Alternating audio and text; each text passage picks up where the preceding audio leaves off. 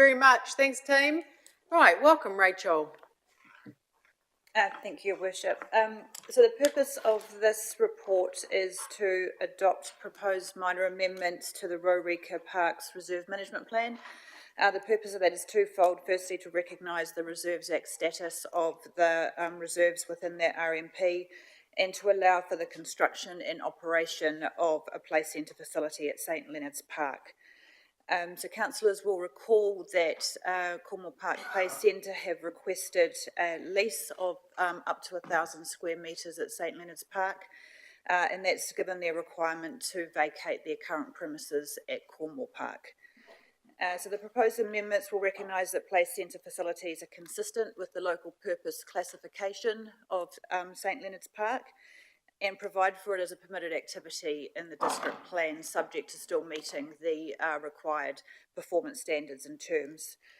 We published public notice of our intention to amend the reserve management plan on the 4th of December. We also directly advised verbally and with letters all directly adjoining neighbours.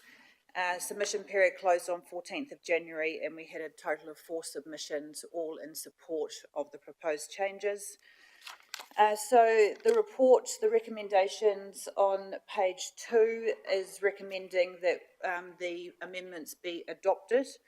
The next steps will be for the authorising the Chief Executive to enter into a conditional lease with Play Centre Aotearoa, subject to them first obtaining our approval on design of the facility and its location, and also in obtaining the resource and building consents.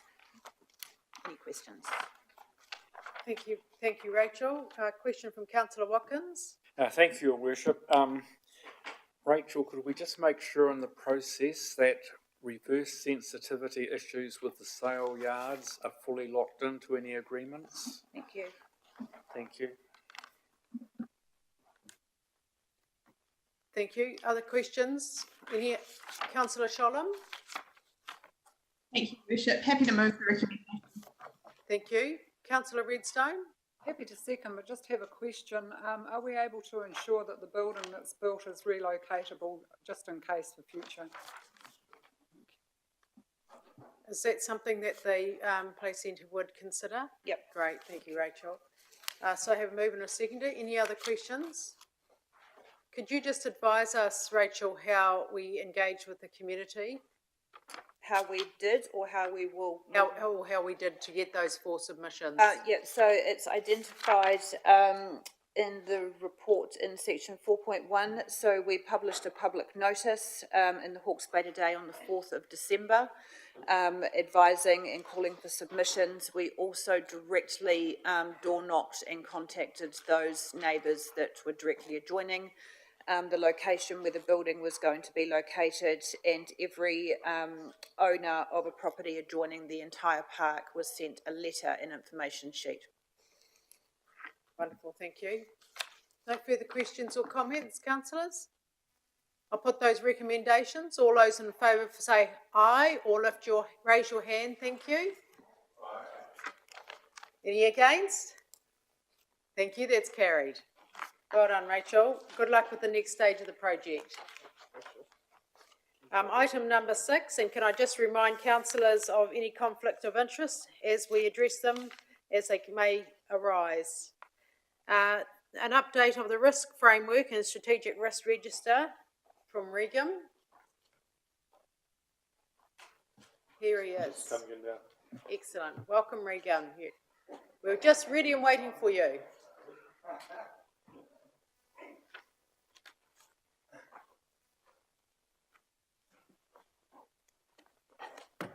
Thank you. Welcome. Good afternoon. So if I just launch straight into a bit of an overview. So this is the updated risk management framework for council. It's been discussed at Risk and Assurance, as has the updated strategic risk register, which has a few new items on it, and we're trying to focus on a shortened list at a governance level. That's received support from Risk and Assurance, and so has been presented for council to adopt. Happy to take any questions. Thank you. Would anybody from Risk Assurance like to add anything? Councillor Travis.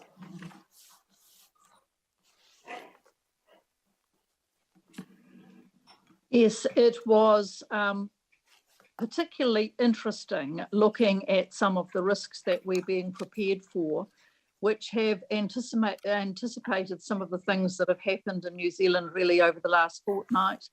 It's drawn on American research talking about social cohesion and some of the issues that can emerge, which we see as a strategic risk to the council. So that's probably the most significant new issue. And yeah, I commend Regan and Steffi for the work around here. And I like the way they're looking at the latest international research and formulating an idea of the risks that face us. Thank you, Councillor Travis. Councillor Nixon? Yeah, I think the one thing that really did come out of it is the last meeting, the recognition that these are changing times and changing challenges. And we agreed that we would, if necessary, meet more often than our quarterly meetings, either Zoom, in person, or just by communication, because it's felt that the field is changing so much with respect to the pandemic, but also events overseas. So this is just to say we're not relaxing, we're actually winding up in case we have to deal with some real problems. I'll move it if nobody else has. Thank you, Councillor Nixon. We have a seconder, thanks. Councillor Travis. Councillor Sholem? Just a quick question, although I'm having a little trouble locating it on my iPad at the moment. What page of the attachment was the truth decay breakdown on? I did have it highlighted, but it's dropped off my iPad. Page 75. Thank you. I think then I noted that on page 73, and I realized it was a draft, that there was just a comment about truth decay and whether or not there was an ability to engage as a result. And I just wondered if that word was incorrect. It read like it should be inability, or I'm sorry, my note has dropped off, but I'm just trying to recall. So is that still a draft or is that the final? Regan, would you be able to answer that? Yeah, so this is essentially a draft waiting for the council to give it final adoption. So yeah, that wording we could change as you've suggested, and it might make that clearer. Thank you. That was all. It was something very small, very supportive otherwise. Thank you, Councillor Sholem. Councillor Barber? Kia ora tātou. I'm just looking at the risk register, page 70. It's got the number one risk is the failure of climate adaptation. And then second is our people, health, safety and wellbeing. You know, my whakaaro is that our people come first and should be at the number one, but you know, I just put that out there. Climate change, I mean, it's a big take, but the number one risk, yeah, I'm not too sure. So that's all I wanted to say. Kia ora, thank you, Councillor Barber. Any other views? Regan, could you just explain to us how we've come to that place of that being the highest priority and extreme? Quite happy to revisit that. The only reason for the current ranking is that after the work that we put in to try and mitigate that risk, the current risk is viewed to be slightly less than that of the failure to adapt to climate change. But that could be revisited if it's felt the other is more important. Yeah, well, that was just my personal view. Others might have other views, but yeah, I just found it. Yeah, it should have been flipped over, but bueno. Thank you. Thank you. Well, I mean, this is our opportunity to do that. So, so Councillor Barber, if you move that, and I'll hear from views from other councillors first, if there's other people agree with that, and that's making sure that we put people, health, safety and wellbeing at the number one at the moment. Yes, Councillor Dixon agrees. Yes, thank you, Bruce. Through your worship, I guess, just by way of explanation, the current ranking, as Regan sort of alluded to, is based on the current risk, which, you know, after we put our mitigations and our controls in place around climate change, that risk doesn't really change that much, despite our efforts. So it starts, the inherent risk is extreme. The current risk with our controls and our mitigations in place still has that risk at extreme, as opposed to those other risk areas where we have some more, I guess, control and influence as to how we manage those risks and what controls we put in the mitigations. So that's, I guess, by way of explanation. Thank you. Councillor Corbyn? Well, when I read the people, health, safety and wellbeing, it does say exposure to health and safety risks as a result of activities undertaken by council, which is different to the pandemic and the global health and safety risks. So if we're going to change the order, I think we need to change the wording in the definition of the risk. Yeah, sorry, through you, Chair, we could revisit the wording. I guess at this stage, though, the purpose of these risks is to identify things that could mean we're unsuccessful in achieving council's objectives. Global pandemic is certainly an aspect we need to take into account in terms of how it impacts our operations and also the well-being and health of our staff. But in its own right is probably not the main risk affecting our objectives. That was the point that I was making.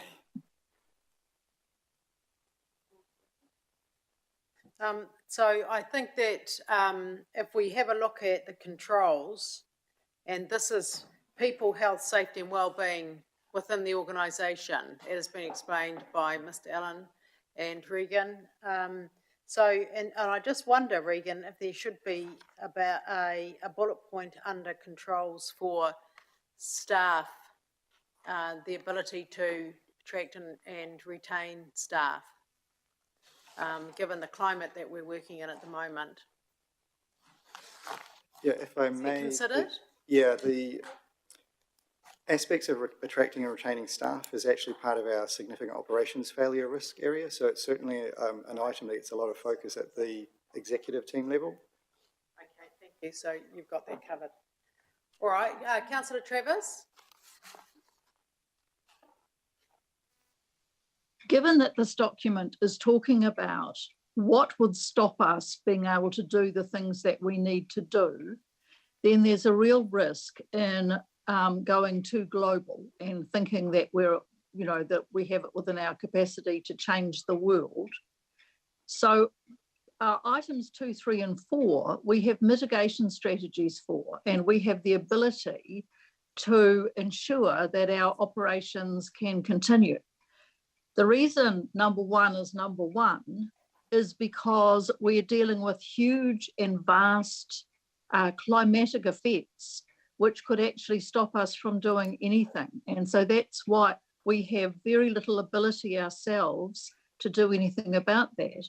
And so that's why that's right up there ranked as extreme, because there's nothing we can do day to day that will be able to stop those serious effects happening. Yes, that's right. Happy with that explanation, Your Worship? Okay, thank you, Councillor Barber. All right, thank you. I have a mover. Councillor Travers? Yes. Yes, a seconder. Councillor Watkins? Yeah. I did move it. Oh, you did? Yeah. Thank you. Moved by Councillor Nixon, seconded by Councillor Watkins. Travis. Good. Got to get back into the run of things. All those in favour, please say aye. Aye. Any against? Thank you, that's carried. Thank you, team. Thank you for all that enormous work that's gone into that. And it'll be interesting to see how we progress through. Excellent, thank you. Thank you, Regan. Right, item number 8. And this is a recommendation from the Rural Community Board. And Oh, so, 7. Oh, 7. We're coming back to 7. We're going to do the easy ones first. And then we're going to do the hardest one last. So we're going to the recommendations of the Rural Community Board. Sophie, did you want to add anything to this? Yes, I did. Thank you, Your Worship. Just explanations, really. The first is the dog one, isn't it? Yes.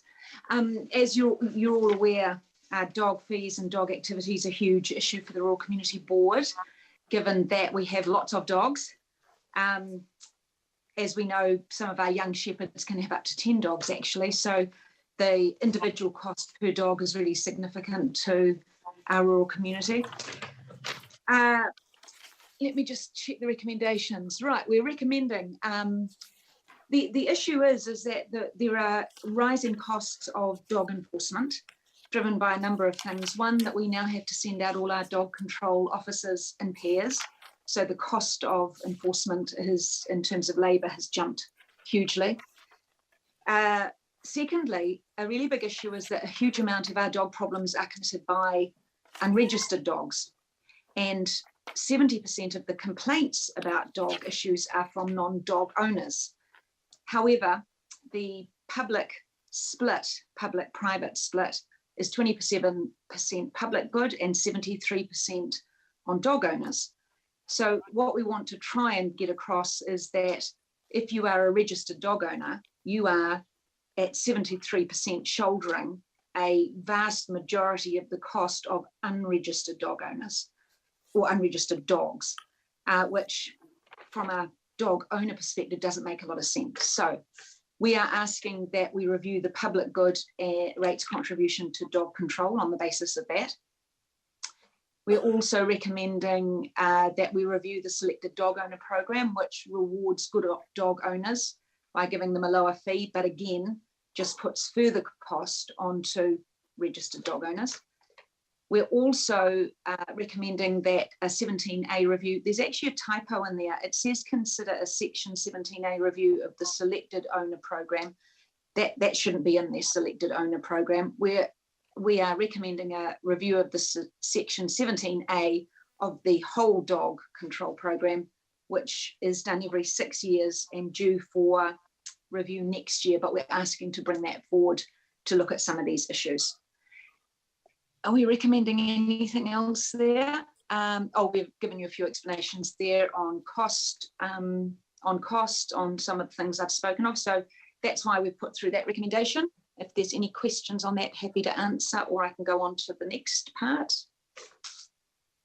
Okay, nope. Thank you, Sophie. So that is quite a big piece of work. So I invite Mr. John Payne to come forward in case councillors have any questions on those recommendations.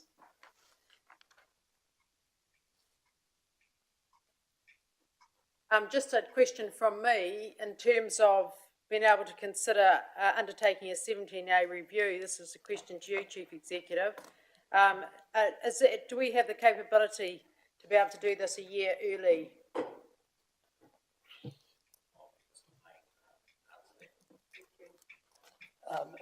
Under the Local Government Act, it's on a 6-year cycle, and it's coming close to due anyway. Cool. I couldn't see any harm, but it's going to be in line with all the rest of council 17A reviews as well. It doesn't actually say much in the review other than that the service is funded from user charges, fees and fines, and a public benefit of 27% rate funding. So the main thing is probably the funding policy. Okay, thank you. Question, Councillor Barber. Kia ora. Around the benefit of dog control program being, I guess, funded by the wider community rather than majority dog owners. So that would have to go out for kind of public consultation, because I would think that there would be a bit of opposition to that. So, Mr. Payne, could you just outline what's the process going forward? Yeah. Yeah, because that would actually be go against what the dog control policy actually states, which we Right. just renewed last year, August last year. And again, that was around supporting the funding policy, which is probably the main issue, and that's done every time we do the LTP. So if we accept these recommendations, councillor Barber, then the 17A review will investigate all of those questions. Yeah, well, what I'm saying is that I think it would need to go out to the public to talk about that because, yeah, it's quite a big tucky. Yes, it would do if we were to change the policy, the dog policy, which we just recently adopted. Right. Good up. Oh, thank you, Mr. O'Shaughnessy. Through you, Madam Chair, I think you would find that it would be quite contentious, and the timing probably is better to have that 17A review towards the September, October, and then go into next year's annual plan. And the reason I say that, I've been through a few of them, and there's an interesting, underlying tones for them. And so the other thing we've got to consider in the 17A is whether or not a regional service would be identified. So I think that would be probably the more suitable timing considering everything that's happening this year. Thank you. Thank you. So all those considerations, 1 and 2, they would be considered under the 17A review. Is that correct? Yes. Okay then. Okay, so all of that will be under the 17A review. Is that, Mr. Payne, are you comfortable with that direction? Yes. Yep. Right. Councillor Sholham, did you have your hand up? No, you're right. If I may just seek clarification around the recommendations, they stand in the report. I just would like to understand, so the recommendations say consider a Section 17A review. Are we doing that now, or is that being done at a later date? It's just not clear from the recommendations. No, I think the recommendations might need to be modified. Who was the author?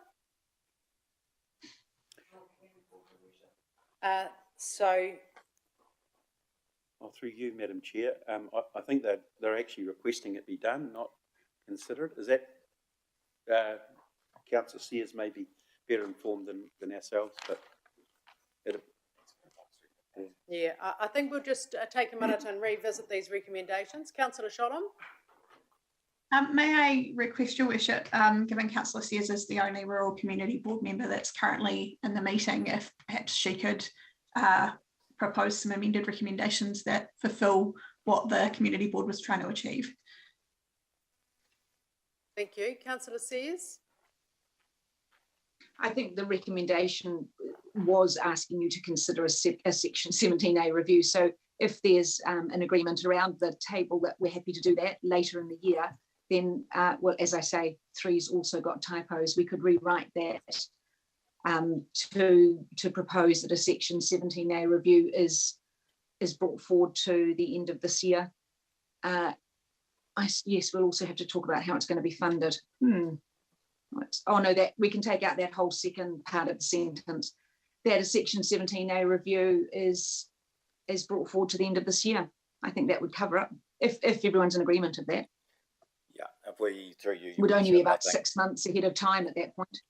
We just prepare some recommendations because I think this is simply to note the recommendations made by the Rural Community Board to direct officers to undertake a Section 17A review towards the end of the year to inform decisions that council can make in next year's annual planning process. Thank you. Okay, we're yes, just going to excellent. bring Thank those you. to the table now. Thank you. You're changing them?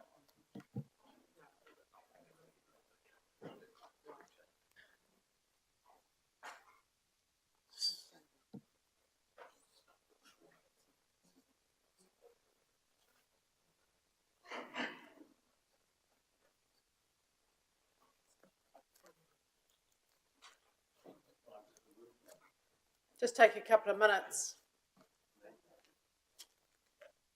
Councillor Sears, did you say that there was an error somewhere?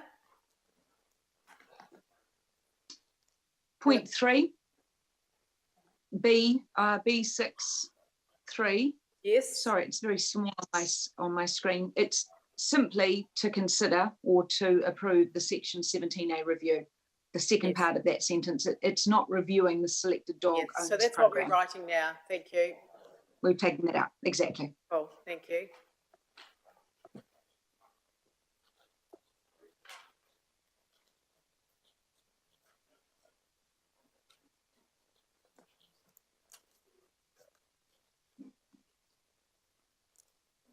While we have a minute, I'd be interested, point 7 on the recommendations.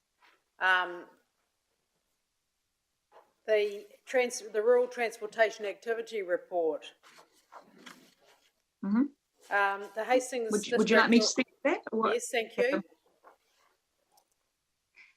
So this is really related to the NPS on forestry.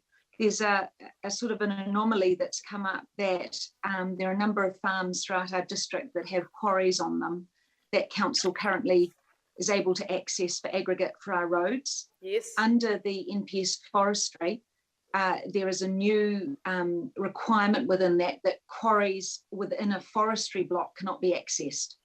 And it's been put there really to protect the roads from the aggregate being moved, but by default it's meant that the council has lost access to a number of quarries that we rely on for aggregate.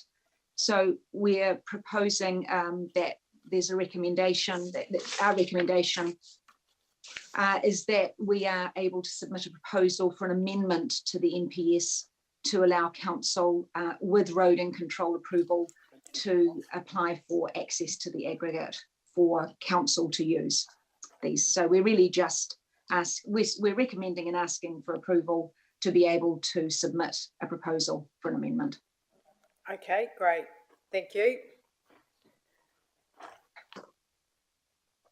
Right, we'll just bring that recommendation up. It's just changing it round.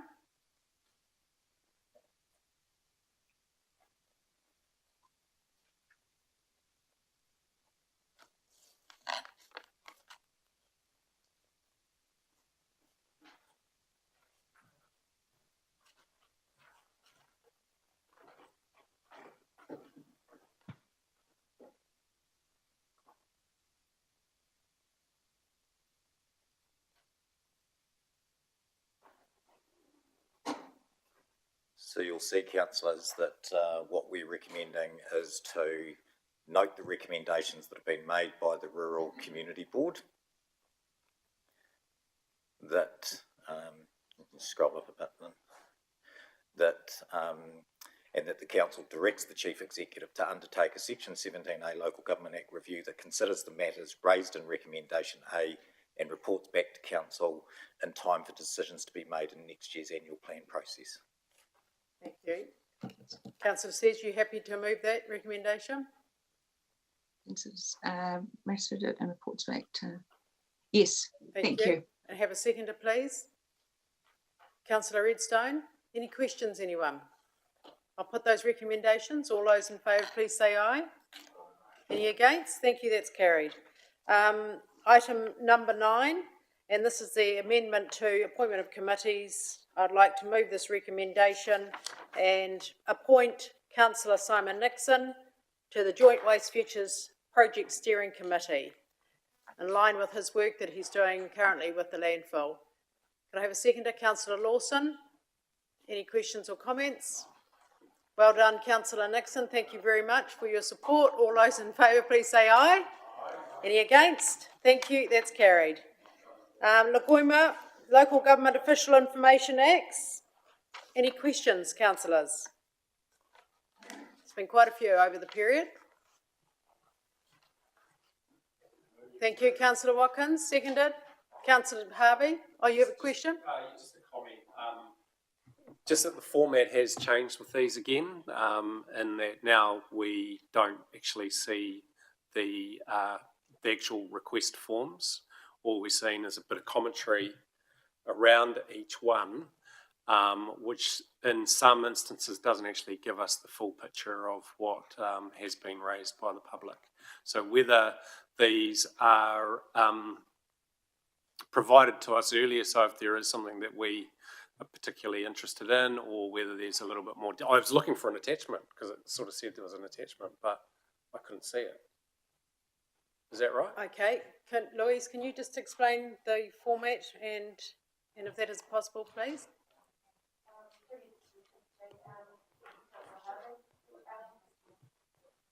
Could you please use a microphone? We can't hear you up Yes, here. we're all good. Sorry. Through you, the chair. Hopefully that's working.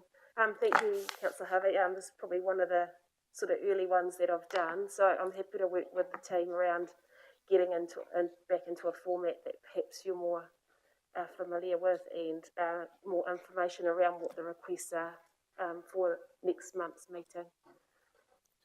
Thank you. Councillor Harvey, are you happy to take that as an action? Yeah, thank you. It's just that there are, just for argument's sake, there's one paintball business. Well, you know, what does that actually mean? It's obviously a concern from a resident who may have contacted a councillor or the council or whatever, but there's just, you know, so that's just an example of one that you're going, oh, okay, what's that about? Yeah, thank you. Thank you. Now, just in terms of our Zoomies, can somebody please help me with making sure I capture all of the hands going up? Can you help me with that? I've just missed Councillor Lawson. So, was this on this item, Councillor Lawson, or previous item?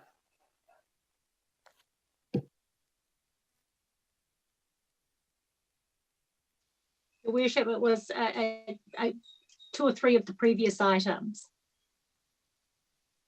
My apologies for that. And I'll get the team to help me in case I miss anybody. Thank you. All right. So, Councillor Harvey, are you happy with an amendment, or do you want to just take that as an action? Just an action. Okay. We please review how we receive these. Yes. Once they're here, we just get them on a monthly basis as part of your.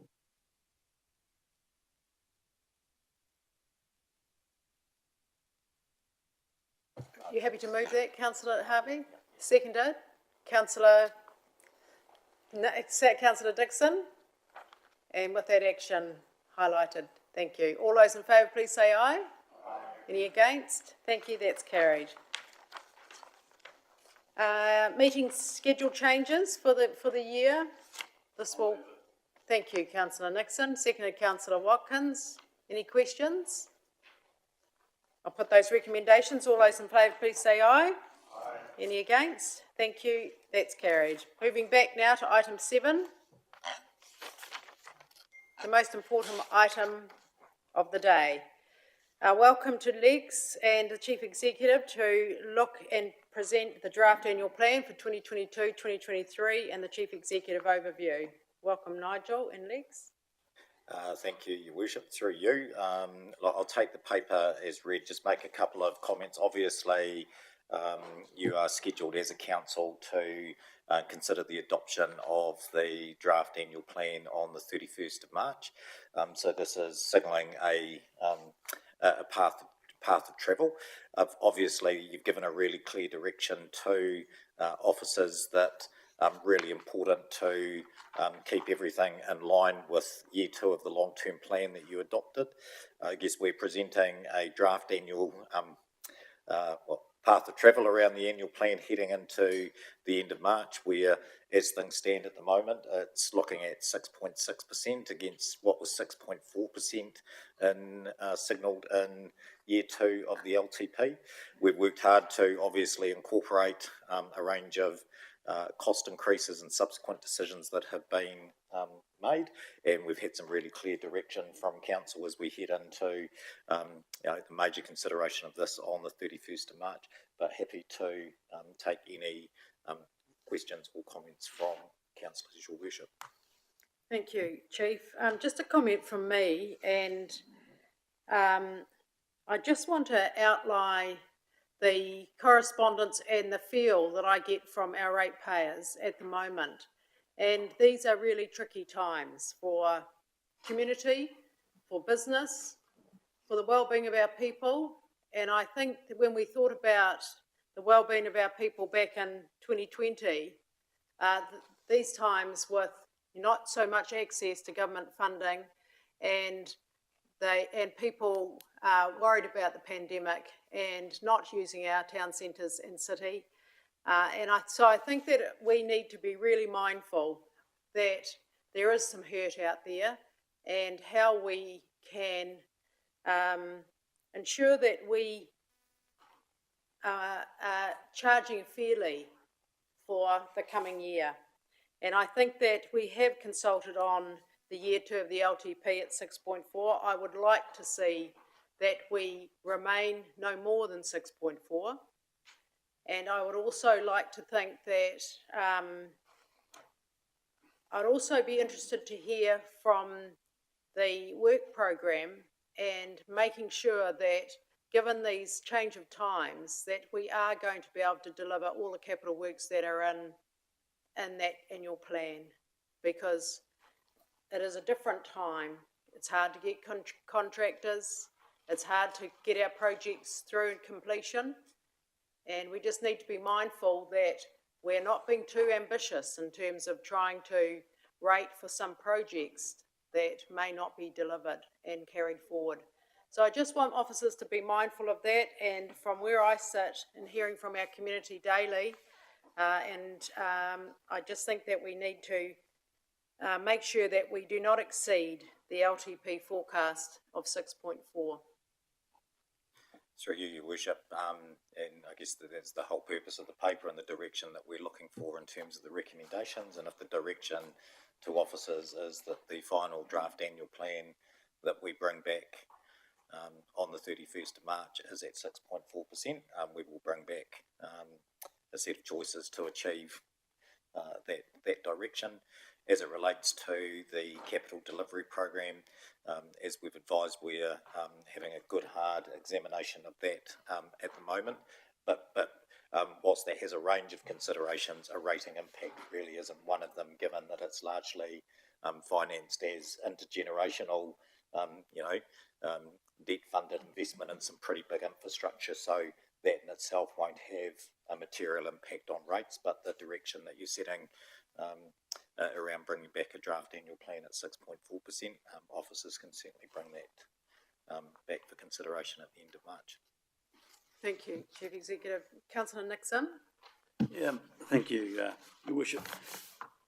I'd like to echo the comments you made about the effect on the community. I think it's important we realise that the 6.4 is not a target. It is a budget estimate made quite some time ago, and circumstances have changed greatly since we compiled that figure. Just this week, the Reserve Bank have increased the ODI by 0.25%, but that's actually a 25% increase in that interest rate, which will pass on to homeowners very shortly. And on top of that, there's every likelihood, or almost a promise, that we're going to see another 0.5% in the very near future, going perhaps all the way to 3%. That's the Reserve Bank ODI.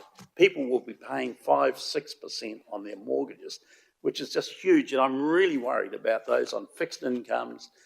And I see, rates are something you can't avoid. If your power bill goes up, you can switch the lights off.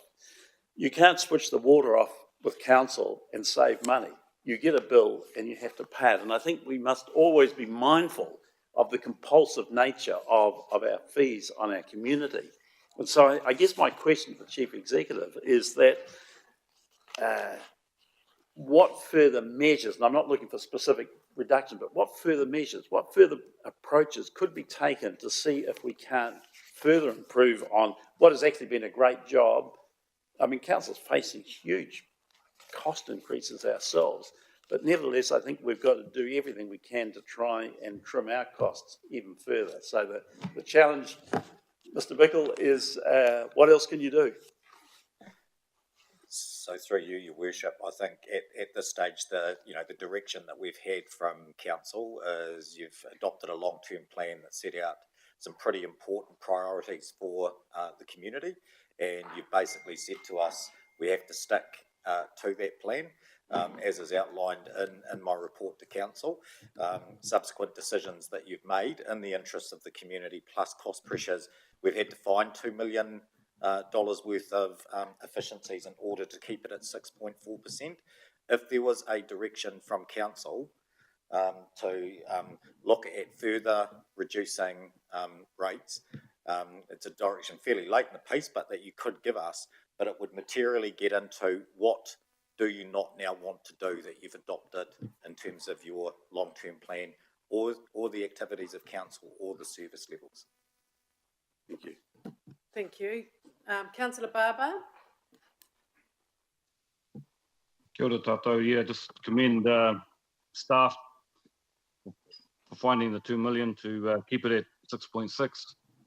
My question is around inflationary costs and some of the, I guess, the budgets that we have now, and how confident we are that they're not going to just kind of explode out of the budget that we've set, because I mean, that's the risk, is that we set something now and it, you know, the cost goes through the roof, and then we have to come back and revisit our budget halfway through the year. So yeah, question, how are we planning for that? Because inflation's going through the roof at the moment. Oh, and the shortage of supplies, et cetera, cost of petrol, et cetera. Thank you, Councillor Barber, through you, Your Worship. Yes, it'd be fair to say that the assumptions that we made about the inflationary pressures when we adopted the long-term plan didn't include 6% inflationary quarters, or the cost of materials, or the cost of labour. I think at this stage, probably the critical assessment for council in the coming period is going to be around the timing of new capital works, and whether in an environment where we know that there are supply chain pressures, increasing costs of labour, inflationary pressure, and our ability to deliver, whether we need to revisit the timing of some of the forward capital work program, and that will be something that we do bring back to council in the coming months. Thank you. Thank you. Councillor Harvey? Yeah, thank you. Can you just remind me what a percent relates to in dollar terms? 1% from a rating perspective is $1 million. Right, so if we're to look at everything in the action list of everything we want to achieve, we've got to look at some fairly large items. Yes. Thank you. Councillor Barber, you still have your hand raised? Councillor Barber, did you have So, anything else to add? old hand, sorry, I'll knock it down. Okay, all right, thank you. I'm happy to move the recommendations, but add, if there's consensus at the table. Oh, sorry, Councillor Dixon. Oh, that's fine, thank you, Your Worship. I'm reflecting back on 2020 when we went for the 6.4%. COVID and all its hardships that it brings wasn't uppermost in all of our minds. So I'd really like council officers to go back, have a look in the long-term plan. Is there anything that we can delay while times are tough? Is there anything in there that we can actually delay? Because I'm reluctant to go beyond the 6.4, and if we could bring it down from that, I'd be even more grateful.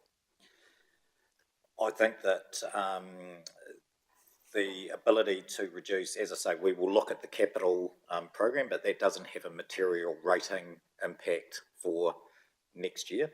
I think the direction that we've been given that we need to reflect in recommendation C, Vicky, is I think the direction is not, as is outlined in this report, 6.6%, it's 6.4%.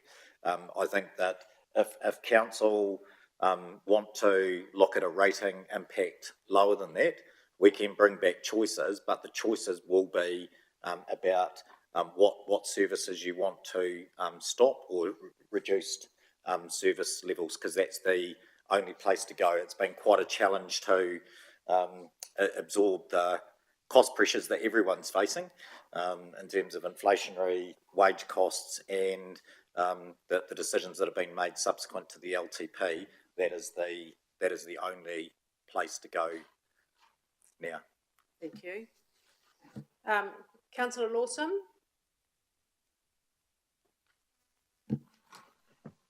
Thank you, Your Worship. I'd also like to commend the staff on finding cost savings. But I'm just interested in 1.10 of the report, where it's about the index from Burl and indices there. I just wonder if you could, and that you've kind of adjusted that for the current growth that we're seeing in our own region. I just wondered if you'd mind enlarging on that a little bit, and with the view that, is there any sort of leeway in that decision about, you know, the inflation in this area, if that makes sense? Oh, through you, Your Worship, it's probably not a major point in reality. The Burl indices that we were given when we did the long-term plan, if you believe them, were actually slightly lower, the latest release. But so we've said that it's more prudent in our environment, and you've spoken about it today already, that we stick with the ones that we had in our long-term plan. They reduce marginally, Councillor. So that was really all I was pointing out there. That gives us some capacity to deal with our local context. Does that answer your question? It does, thank you. Thanks, Councillor Lawson. Councillor Nixon? Yeah, I just wonder if Mr. Bickle could, in fact, act on his suggestion of a few minutes ago that, staff officers go back through the whole spend and ascertain what areas it might be possible, and also to give some sort of ranking as to the importance of different projects and so on. And last but not least, but I understand we have a number of job vacancies, some of which are probably quite long term. Are we reviewing those positions to make absolutely sure that they are essential to our way forward? Through you, Your Worship. Yes, as we've discussed, I mean, one of the ways that we have managed, to contain costs in the environment that we've been operating in the last 2 years, where you've had an ambitious agenda, but, in reflection back on 2020, when you made judgments that it was really important to take what was an adopted annual plan increase of 4.6% down to 1.9%, we've had to find over the last 2 years continuous ways of constraining costs in the council. So as council's probably aware, the decisions around whether we recruit the vacancies is not made by individual budget managers. They're made at the leadership team meeting every week. And whilst, currently, like most organisations are in what is an employee market where there are more jobs than people are available, whilst we have a current set of vacancies, it doesn't change the fact that your current work program has to be delivered. And whilst you might reduce some costs by having some vacancies or not filling some vacancies, you still need people to actually deliver what you've adopted as the priorities for the region. So I think one of the things that, again, in terms of recommendation C, that we're taking as a direction from the council this afternoon is that we're to bring back an draft annual plan for you to consider that needs to be 6.4%. That is consistent with the direction that you've been giving us for quite a while around keeping to the plan that we set. And whilst you can direct me to bring back other things, I'm conscious that in the 3 weeks that we've got before we finalise that draft annual plan, it's quite late in the piece to be changing a major course of direction around wanting to head off down a significant further cost reduction So I think process. that what we are looking at taking out is 6.4% to our community, as we have consulted on, and then the community comes and tells us. We have a whole hearing and submission process, and so that is the way that we get that loud voice from our community about affordability, about delivery, about levels of service, about new projects, and all of those things that are really, really important to them. So if we have a look at that recommendation there, and if you're comfortable with that, Councillor Barber, you have your hand raised. Yeah, I'm comfortable with the recommendation. I don't know if Okay, anyone moved it. we're just going to put one up in a minute, just Okay, cool. adding on that 6 point.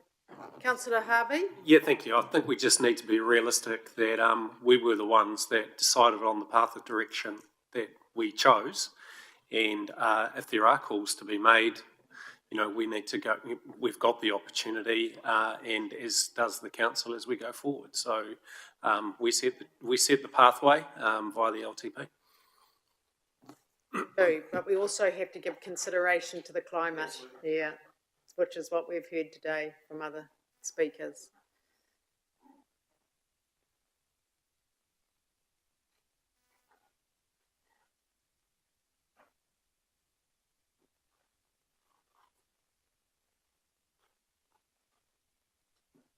Just bring the recommendation C. D. Council notes the Chief Executive will review the draft annual plan budget with a view to bring back a draft annual plan at 6.4%. Okay, Councillor Watkins, are you moving that? Thank you. Seconder, Councillor Dixon. Any further comment? Thank you. I'll put those recommendations. No further comment from our Zoomies. I'll put that recommendation. All those in favour, please say aye. Any against? Thank you, carried. Thank you very much. That concludes the public part of our meeting. Today we have one item in PX. Could I invite the author of that agenda item to just work through and explain to us why this is in a public excluded agenda? Thank you. It's through you, Madam Chair. The report contains business and confidential information both for the council and external parties. So to protect everyone's negotiating position, it's recommended it be held in public excluded. Thank you very much, Mr. Cameron. Any questions of Mr. Cameron? Council, I'm happy to move from the chair that we move into a public excluded item. I have a seconder. Is that you, Councillor Corbyn? Thank you very much. Councillor Corbyn is seconded. All those in favour, please say aye. Any against? Thank you, that's carried.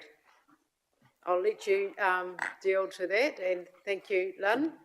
And that concludes our public part of our agenda today. If anyone's watching there,